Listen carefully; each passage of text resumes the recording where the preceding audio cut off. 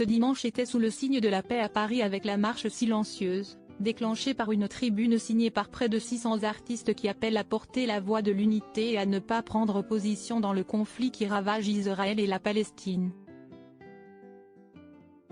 Isabelle Adjani était aux premières loges et a partagé sa tristesse face aux absents. Isabelle Adjani a fait une apparition remarquée sur le plateau de la Star Academy ce week-end mais pas seulement.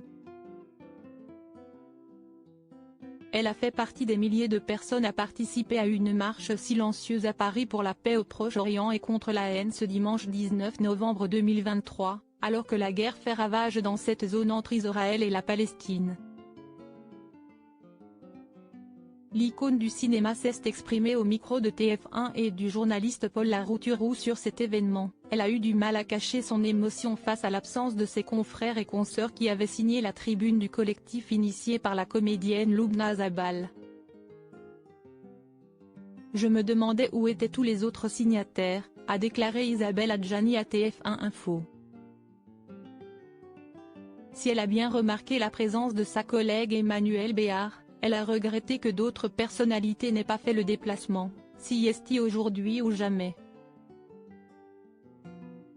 Elle a ensuite expliqué qu'aucun artiste ne risque quoi que ce soit à être présent.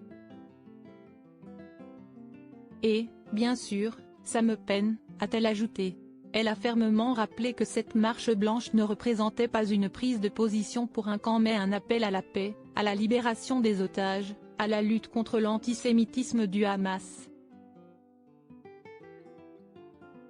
L'actrice aux 5 Césars a insisté sur le fait qu'il fallait que les Palestiniens ne voient pas le Hamas comme leur sauveur. Quant aux absents, elle prend acte de leur choix, si est-il pas que je n'ai rien à leur dire, mais je n'ai rien à dire.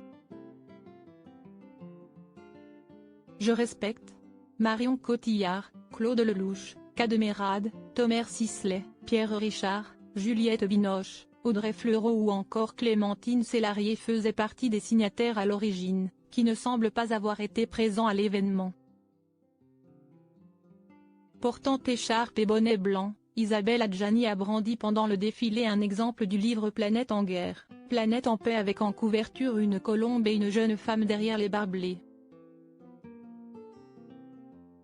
Cette manifestation se tient une semaine après la marche contre l'antisémitisme, suivie par 100 000 personnes à Paris. Samedi, des mobilisations pro-palestiniennes pour demander un cessez-le-feu immédiat à Gaza ont rassemblé des milliers de manifestants à travers la France.